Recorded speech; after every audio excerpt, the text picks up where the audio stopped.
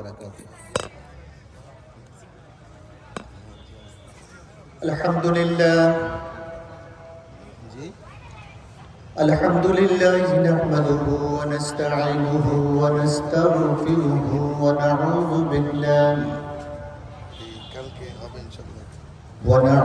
بالله من شرور أنفسنا ومن سيئات أعمالنا. من يهده الله فلا مضل له ومن يضلله فلا هادي له. ونشهد أن لا إله إلا الله وحده لا شريك له. ونشهد أن سيدنا وسندنا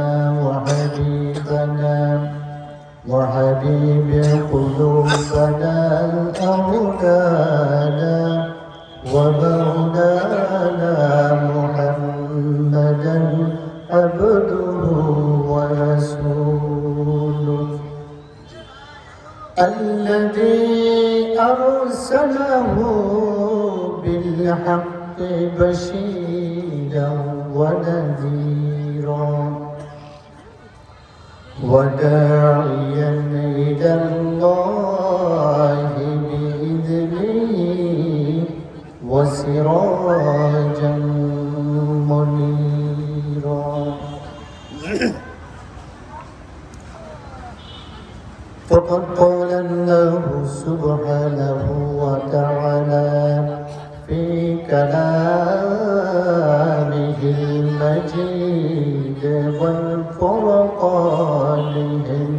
الحميد. محبة الشباب أعوذ بالله من الشيطان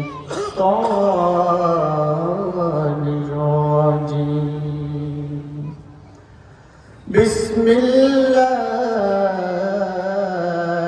الرحمن الرحيم.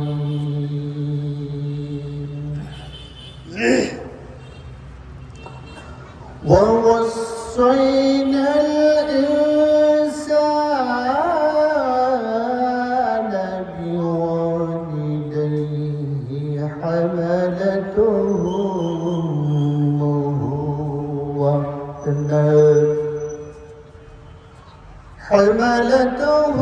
أمه وهنا على وهن وفصاله في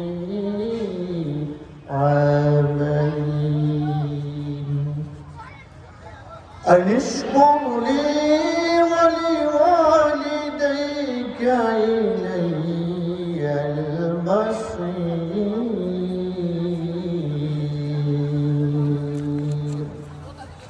صدق الله العظيم.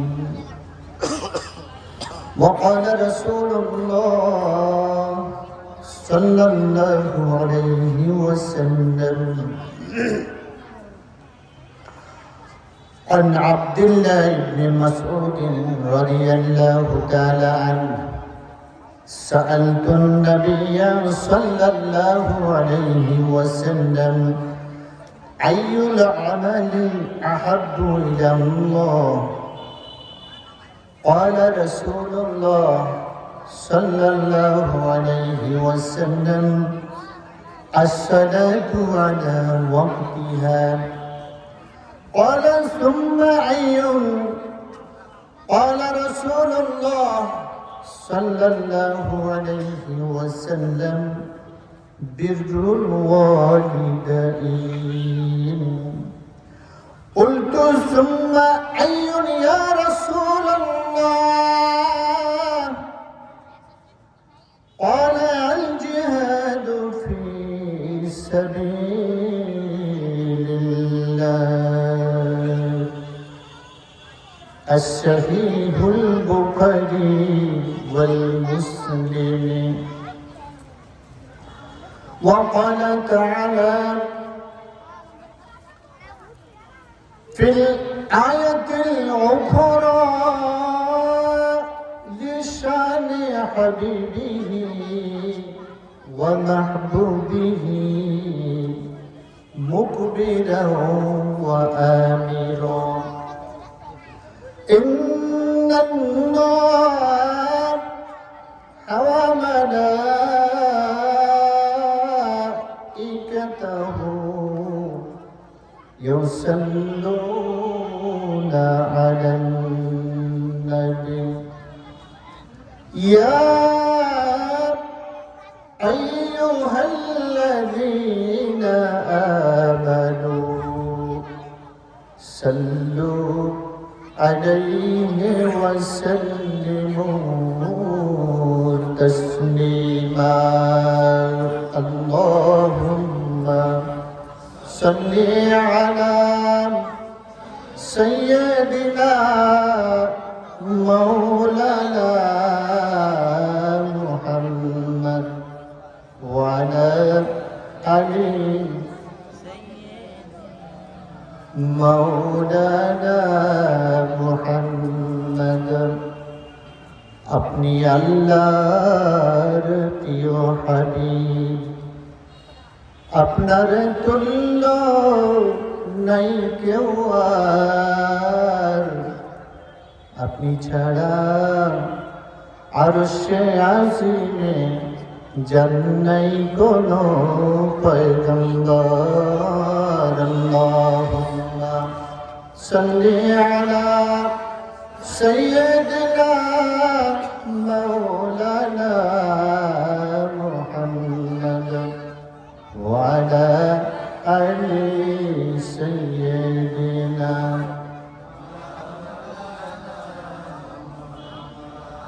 তৌফিক দিও আল্লাহ জিয়ারতে মদিনা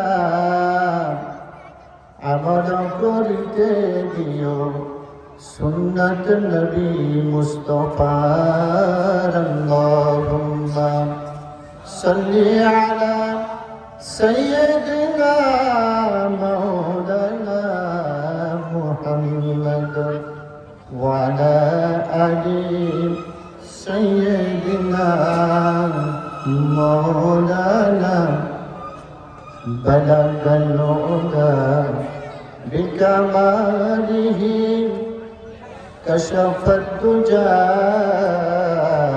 بجماله حسنت جميع خصاله صلوا मुझे कुछ मिले या ना मिले मुहम्मद मिले यानी वो शय जिसे अल्लाह मिले बलगना बिकमालिही कशफ दुजा बिजमालिही حسنت جميع خصاله صلوا عليه لا إله إلا الله لا إله لا إله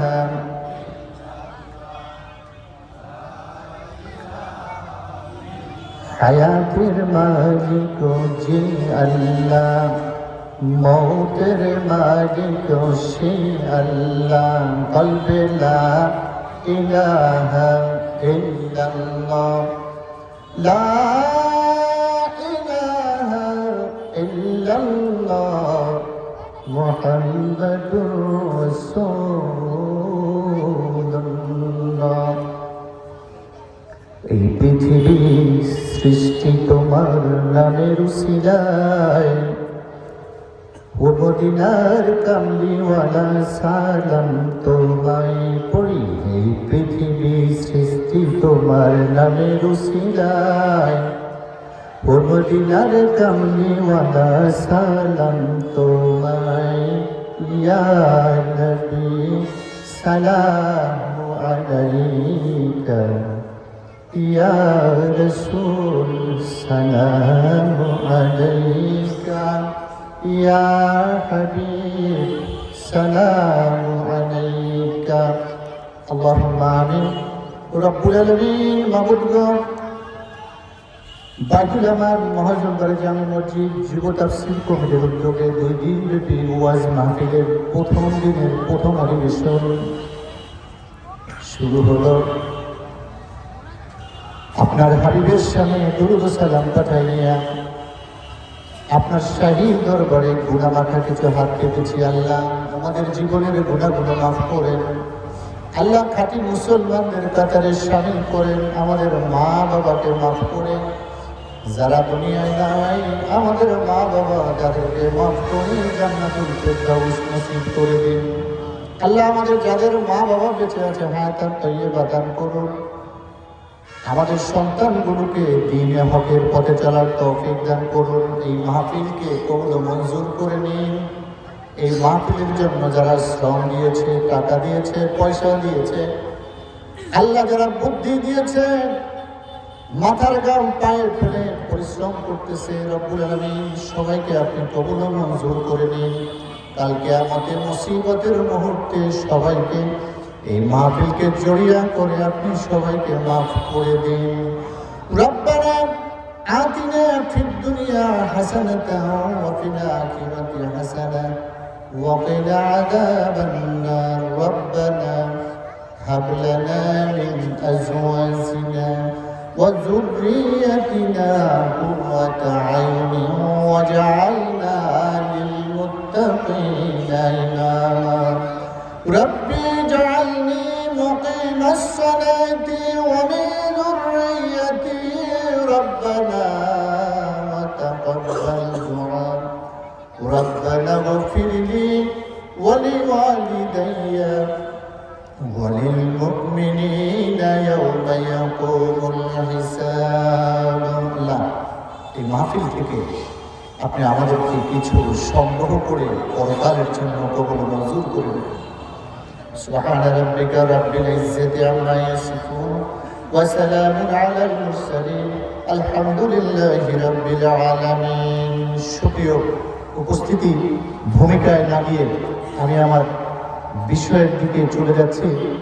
2 দিন ব্যাপী ওয়াজ মাহফিলের আজ প্রথম দিন এবং আজকের প্রধান আলোচক ইতিমধ্যেই শুধু বরিশাল জালকাঠি থেকে আমাদের মাঝে এসেছেন। সবাই বলে আলহামদুলিল্লাহ, জোরে বলেন আলহামদুলিল্লাহ। মুসলমান ঘুমায়, ঘুমানো কি দিন আছে?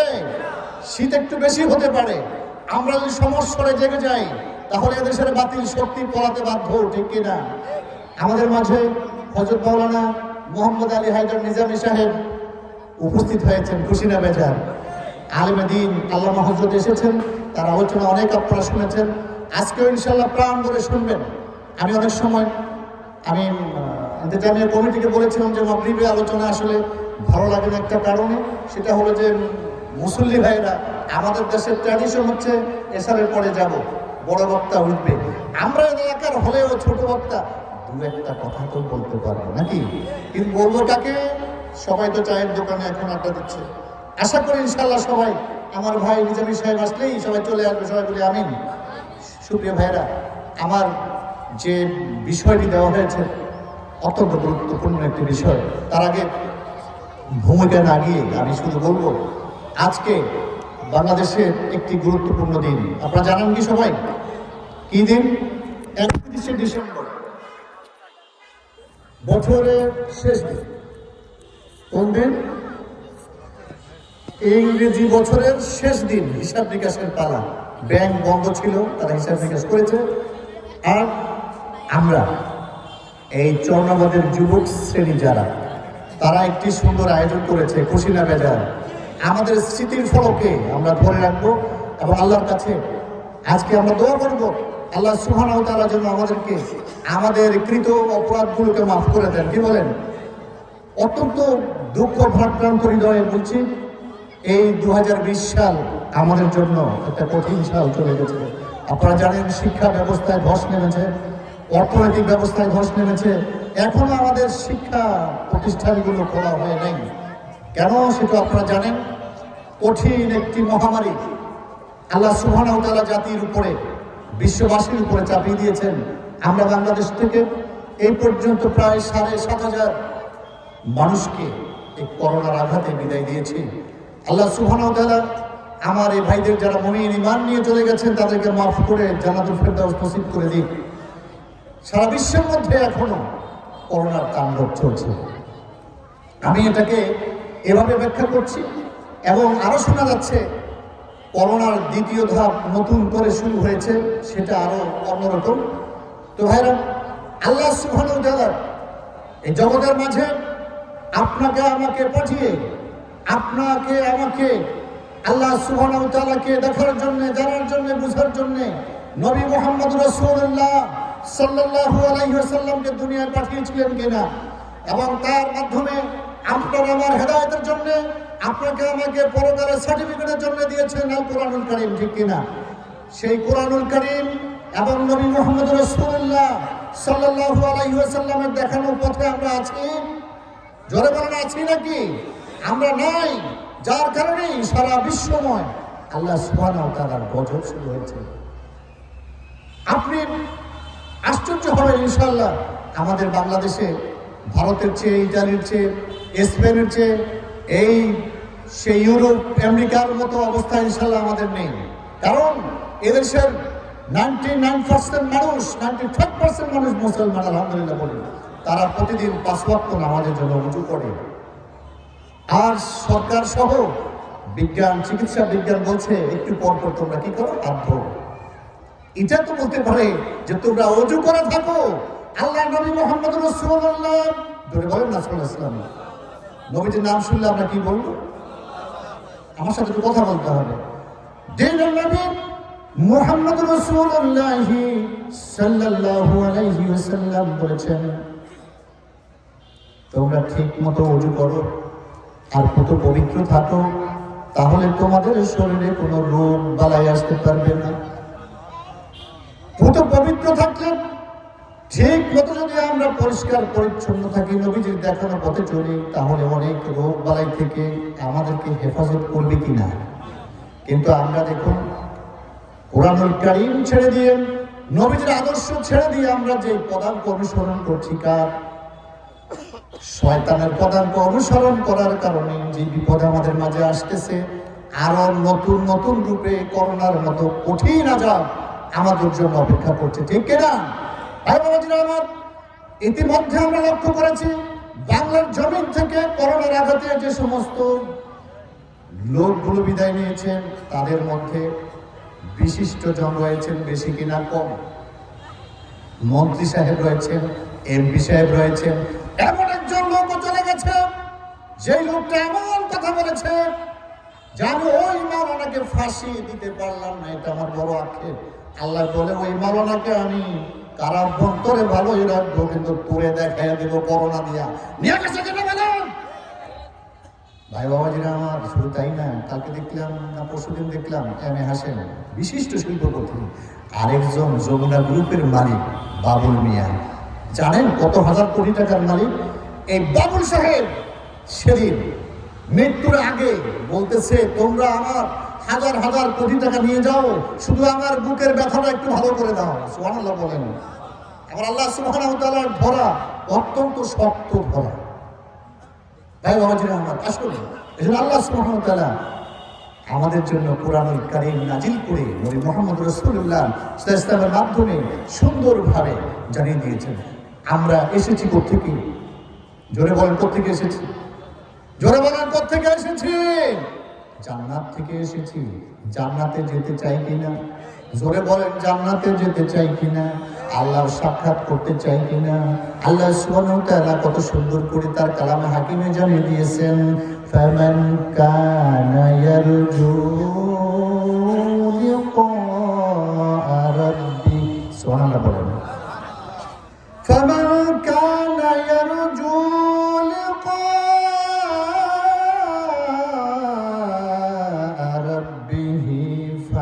فليعمل عملا صالحا فليعمل عملا صالحا ولا يشرك بعبادة ربه أحدا الله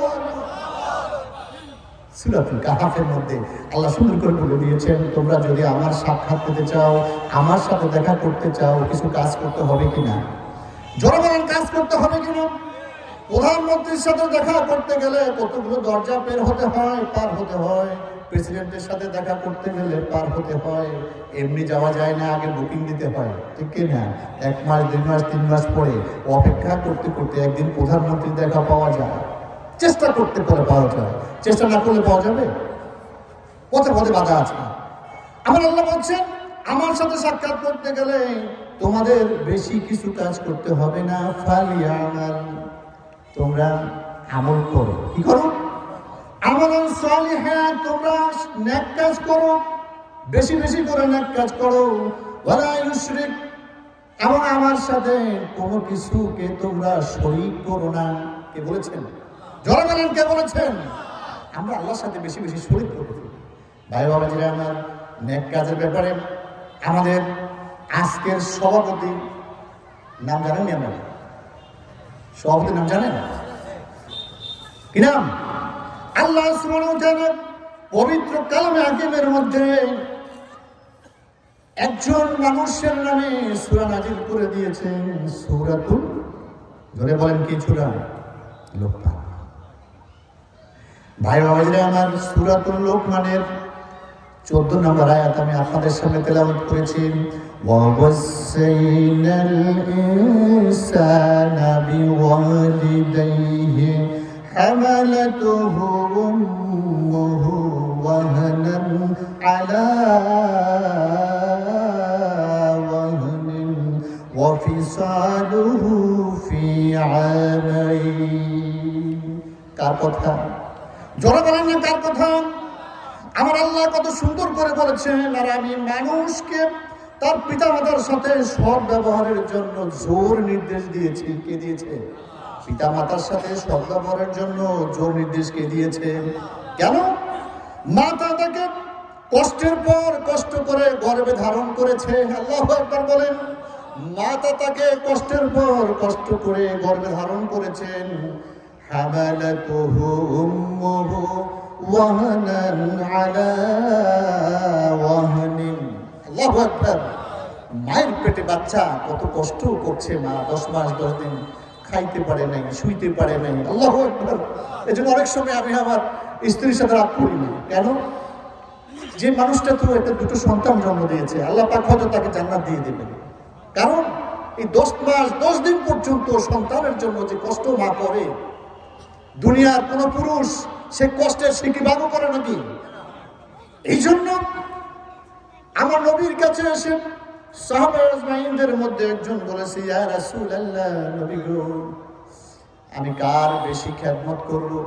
খেদমত পাওয়ার জন্য অগ্রাধিকার আমার কাছে কে? আল্লাহ নবী বলছেন, তোমার মা। ইয়া রাসূলুল্লাহ, তারপরে কে? বলছে তোমার মা। আবার বলছেন তারপরে কে?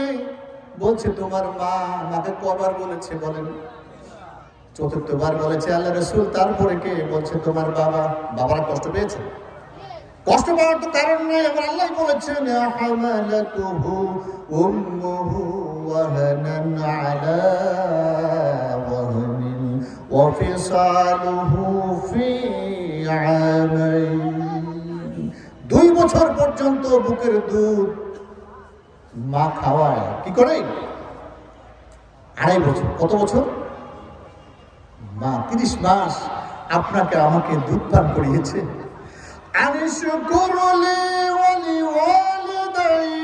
সুবহানাল্লাহ বলেন।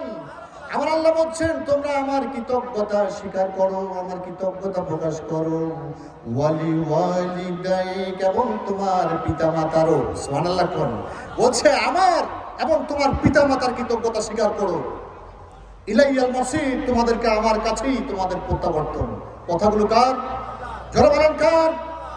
আল্লাহর নবী মুহাম্মদ রাসূলুল্লাহ সাল্লাল্লাহু আলাইহি ওয়াসাল্লামের কাছে এসে বললেন একজন সাহাবী, ইয়া রাসূলুল্লাহ, নবী গো, আমি তো জিহাদে যাইতে চাই, জিহাদে গিয়ে আমি আল্লাহর নৈকট্য অর্জন করতে চাই, আপনি অনুমতি দিবেন কিনা? আল্লাহ রাসূল বলেছেন, ও সাহাবী, তুমি যুদ্ধে যেতে চাও, আমার কোনো আপত্তি নাই, তবে তোমার ঘরে তোমার মা আছে কিনা? বলছে, হুজুর, আমার মা এবং বাবা দুজনেই জীবিত আছেন। আল্লাহ রাসূল বলেছেন, যাও, তুমি ফিরে যাও, মা বাবার খেদমত করে যুদ্ধের চেয়েও বেশি সম্মান অর্জন করো। মা বাবার খেদমত করে তুমি যুদ্ধে যা পাবে তার চেয়েও বেশি আল্লাহ পাকের জান্নাত তুমি লাভ করে নাও। যুদ্ধে যাওয়া লাগবে। ভাই বাবাজি আমার, দ্বীনের নবী সামনে এসে সাহাবায়ে আজমাইনদের মধ্যে একজন বলেছেন, ইয়া রাসূলুল্লাহ, নবী গো, আমি আমার মা বাবার সাথে কেমন আচরণ করব? আল্লাহ নবী বলেছেন, তোমার মা, তোমার বাবা তোমার জন্য জান্নাত এবং জাহান্নাম। অর্থাৎ তুমি যদি তোমার মা বাবার সাথে ভালো ব্যবহার করতে পারো, ভালো সম্পর্ক রাখতে পারো, খেদমত করতে পারো, তুমি মা বাবার সাথে ভালো আচরণ করার কারণে আল্লাহ সুবহানাহু ওয়া তাআলা তোমাকে জান্নাত দিয়ে দিবে। আর যদি তাদের সাথে খারাপ আচরণ করো, তাহলে তোমার জন্য জাহান্নাম অবধারিত, এতে কেউ ঠেকাতে পারবে না। ভাই বাবাজি আমার, দ্বীনের নবী মুহাম্মদ রাসূলুল্লাহ সাল্লাল্লাহু আলাইহি ওয়াসাল্লাম কাছে সাহাবায়ে আজমাইনকে নবীজি লক্ষ্য করে বলেছেন, কেউ যদি তার মায়ের চেহারার দিকে তাকায় তাহলে একটি কবুল হজের সওয়াব পাওয়া যায়। মা বাবার চেহারার দিকে তাকালে কবুল হজের সওয়াব। সুবহানাল্লাহ বলবেন না? আপনি টাকা দিয়ে হজ করতে চান, কোনো কবুল হওয়ার গ্যারান্টি আছে? কোনো গ্যারান্টি নাই, আছে নাকি? অথচ মায়ের চেহারার দিকে যদি তাকান, নেক নিয়তে মিনার রহমান, দয়া পরবশ হয়ে যদি মায়ের দিকে তাকান, তাহলে আল্লাহ নবীজি বলেছে, হজ্জে মাবরুরা, কবুল হজের সওয়াব আল্লাহ পাক আপনাকে দান করবেন। ভাই বাবাজি আমার, সাহাবায়ে আজমাইন বলল, ইয়া রাসূলুল্লাহ, নবী গো, আমি যদি আমার মায়ের দিকে প্রতিদিন তাকাই, দৈনিক 100 বার তাকাই, তাহলে কি আমি সওয়াব পাবো? আল্লাহ রাসূল বলেছেন, তাহলে 100টি কবুল হজের সওয়াব আল্লাহ সুবহানাহু ওয়া তাআলা তোমাকে দান করবে। ভাই বাবাজিরা আমার, সেই দয়াল নবীর জন্য একটু সালাম পাঠানো দরকার কিনা? এই পৃথিবী সৃষ্টি তোমার নামের উসিলায়, ও মদিনার কামলিওয়ালা সালাম তো করেন না, ও মদিনার কামলিওয়ালা। কি নবীজির নামে সব সৃষ্টি করেছেন আল্লাহ? আপনাকে, আমাকে, সবাইকে কার নামে সৃষ্টি করা হয়েছে? আল্লাহ সুবহানাহু ওয়া তাআলার নামে করেছেন। সূরাতুল বনী ইসরাঈল থেকে আলোচনা না করলেই নয়। আল্লাহ পাক সূরাতুল বনী ইসরাঈলের মধ্যে কত সুন্দর করে নাজিল করেছেন। সূরাতুল বনী ইসরাঈল, ওয়া কাযা রাব্বুকা আল্লা তা'বুদু ইল্লা ইয়্যাহু ওয়া বিল ওয়ালিদাইনি ইহসানা। সুবহানাল্লাহ। আমার আল্লাহ বলছেন, আমি তোমাদের জন্য বিধান দিয়েছি, ওয়াকাযা রাব্বুকা, তোমার প্রভু তোমাদের জন্য নির্দেশ দিয়েছেন, বিধান দিয়েছেন, আদেশ জারি করেছেন, আল্লাহ তা'বুদু ইল্লা ইয়্যাহু ওয়া বিল ওয়ালিদাইনি ইহসানা। আমি বিধান দিয়েছি তোমরা আমার দাসত্ব করবে, আমার গোলামি করবে, তারপরেই তোমরা পিতামাতার সাথে সদাচরণ করবে, ভালো ব্যবহার করবে। সুবহানাল্লাহ। ইম্মা ইয়াবলুগান্না ইনদাকাল কিবারু আহাদুহুমা আও কিলাহুমা ফালা তাকুল লাহুমা উফফিন ওয়ালা তানহারহুমা ওয়া কুল লাহুমা কাওলান কারীমা। সুবহানাল্লাহ বলবেন। এটা আমি কার কথা? জোরে বলেন, কার কথা? আমার আল্লাহ বলছেন, তাদের মধ্যে, তোমার পিতামাতার মধ্যে একজন অথবা উভয়জন যদি বৃদ্ধ অবস্থায় উপনীত হয়, ইনদাকাল কিবারু আহাদুহুমা আও কিলাহুমা, একজন অথবা দুজন যদি বৃদ্ধ অবস্থায় উপনীত হয়, ফালা তাকুল লাহুমা উফিউ, তাদের সাথে উফ শব্দটাও ব্যবহার করা যাবে না। কার নির্দেশ? বাবা মা ডেকেছে, ও আব্দুর রহিম, আপনি উফ, এটা বলা যাবে না, আল্লাহ পাক নিষেধ করে দিয়েছেন। ওয়ালা তাহারুহুমা, এবং তাদের সাথে ধমক দিয়েও কথা বলা যাবে না। ওয়া কুল্লাহুমা কওলান কারীমা, তাদের সাথে সম্মানজনকভাবে কথা বলতে আল্লাহ পাক নির্দেশ দিয়েছেন। কার সাথে? জোরে বলেন, জোরে বলেন, কার সাথে?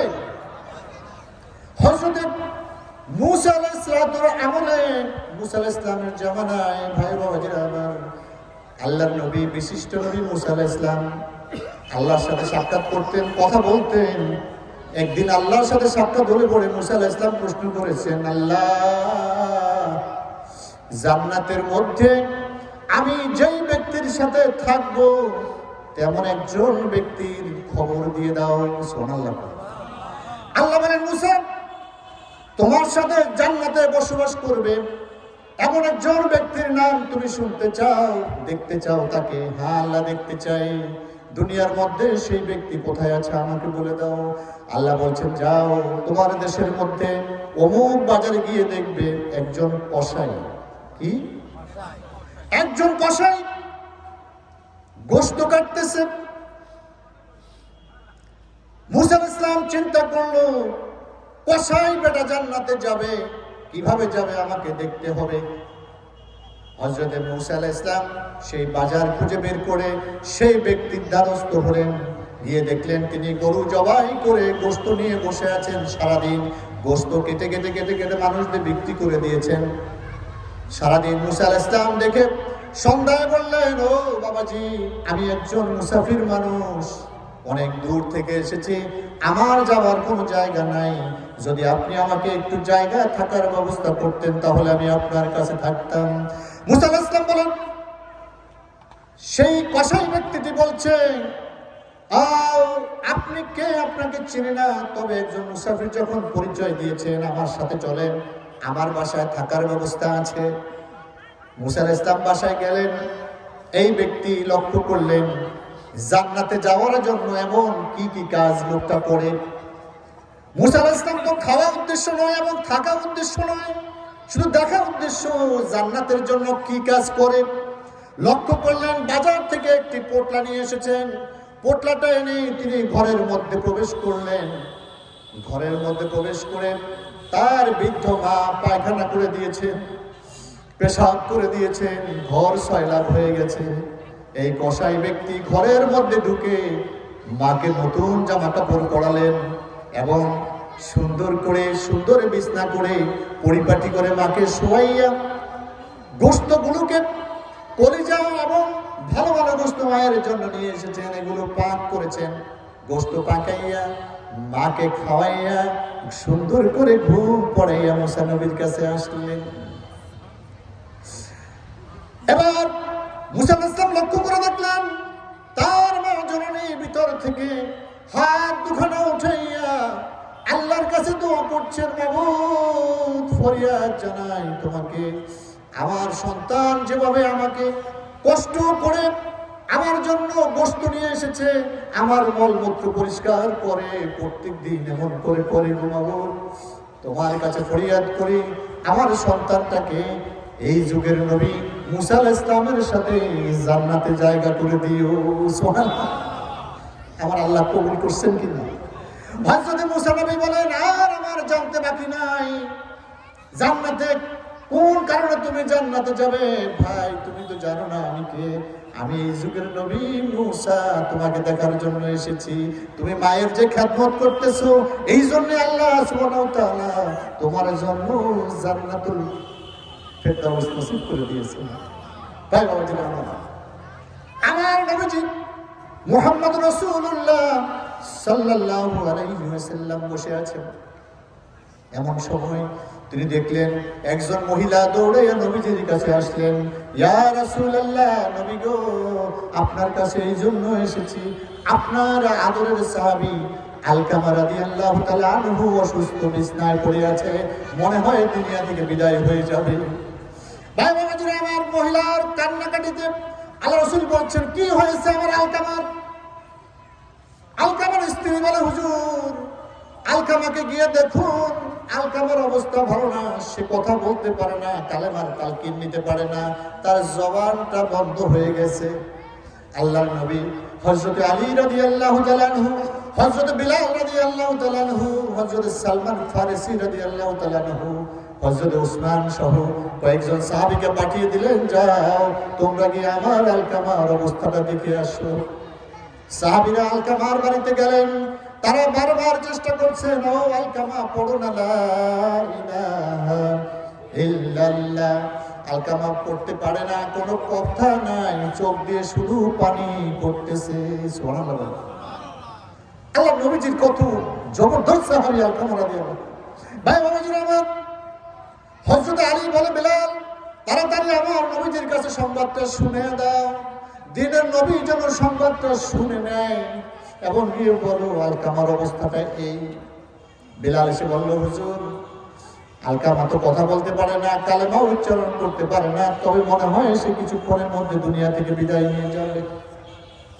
আল্লাহ নবী বললেন, আলকামার বাড়িতে তার বাবা মা কে আছে? খবর নিয়েছেন, বাবা অনেক আগে ইন্তেকাল করেছেন, এখন শুধু জনম দুঃখিনী মা আছে। মার কাছে খবর পাঠানো হয়েছে, যায় বলো তার মাকে গিয়ে বলো সে যেন আমার কাছে আসে, আর যদি না আসতে পারে বার্ধক্যজনিত কারণে, তাহলে আমি মুহাম্মদ তার কাছে চলে যাব। আলকামার মায়ের কাছে খবর গেল। আলকামার মা বলে, না না, মুহাম্মদ সাল্লাল্লাহু আলাইহি ওয়াসাল্লাম কষ্ট করে আসবেন, আমি সইতে পারবো না। আলকামার মা লাঠি ভর দিয়ে আল্লাহর নবীজির সামনে এসে হাজির হয়ে গেল। আল্লাহর নবী বলছেন, ও আলকামার মা, আলকামার বাবা নাই আমি জানি, আপনি তো আছেন। আলকামা কেমন ছেলে ছিল আপনি ভালো করে জানেন, আপনি বলেন।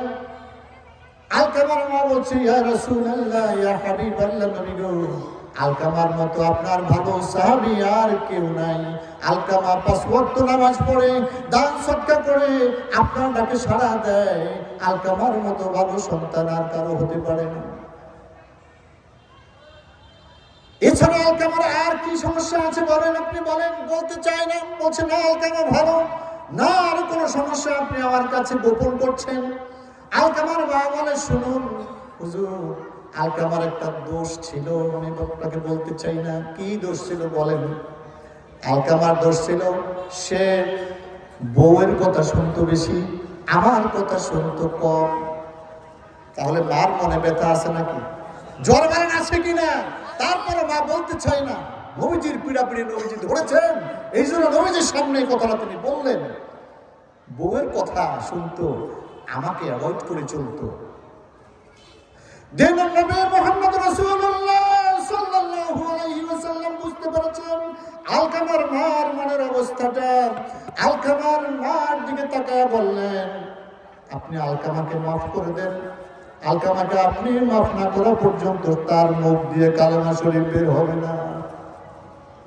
আলকামার মা বললেন, হুজুর, আমি তো দোয়া করতে পারবো না, আমি তাকে ক্ষমা করব না। সুবহানাল্লাহ বলেন। মা যদি ক্ষমা না করে, আল্লাহ ক্ষমা করবে নাকি? আলকামার মার কাছে নবীজি বারবার বলছেন, আলকামাকে আপনি ক্ষমা করেন। বলছে, না হুজুর, ক্ষমা করবো না। দিনের নবীজি বলছেন, তোমরা লাকড়ি জোগাড় করো, আগুন ধরাও, আগুন নিয়ে আসো, লাকড়ির মধ্যে আগুন জ্বালিয়ে দাও। বলছে, হুজুর কি করবেন? আলকামার মা বলে, হুজুর কি করবেন? বলছে, আলকামার এই দুনিয়ার আগুন দিয়ে জ্বালায় আমি শেষ করে দেব, কারণ জাহান্নামের আগুন কত কঠিন। সেই জাহান্নামের আগুনে দেওয়ার আগে দুনিয়ার আগুনের মধ্যে আমি আলকামাকে জ্বালায় দেব। সুবহানাল্লাহ।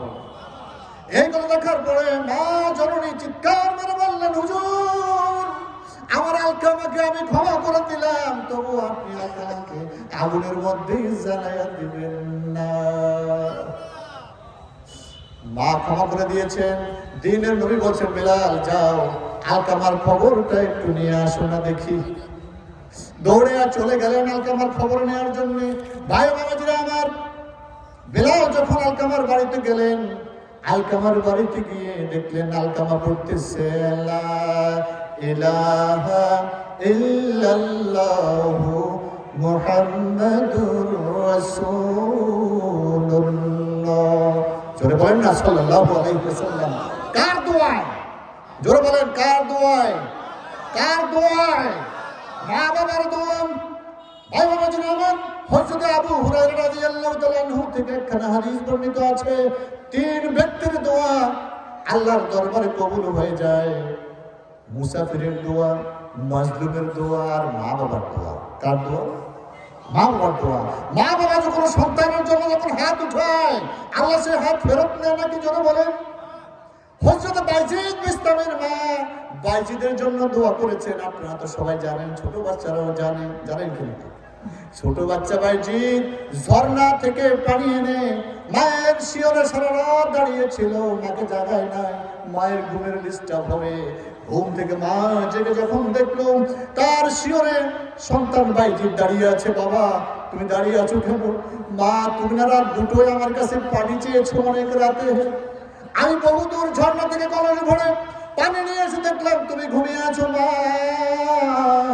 তোমার ঘুমের ডিস্টার্ব হবে মনে করে তোমাকে আমি জাগাই নাই। মা বেচারি ঘুম থেকে উঠে নামাজের জন্য উঠে আগে আল্লাহর কাছে হাত পেতে বলেছে, মাবুদ আমার বাইজিদ আমার জন্য যে কষ্ট করলো তাকে তুমি এই জগতের সবচাইতে বড় ওলি বানায় দাও। আল্লাহ পাক বানায় দিয়েছেন কিনা জোরে বলেন। সবচাইতে বড় ওলি আল্লাহ পাক বানিয়ে দিয়েছেন। ভাই বাবাজিরা, মা বাবার ওয়াজ করলে সারাদিনটা 24 ঘন্টা করলে শেষ করা যাবে? আমি একটা হাদিস পড়েছিলাম। হাদিস কেন হচ্ছে?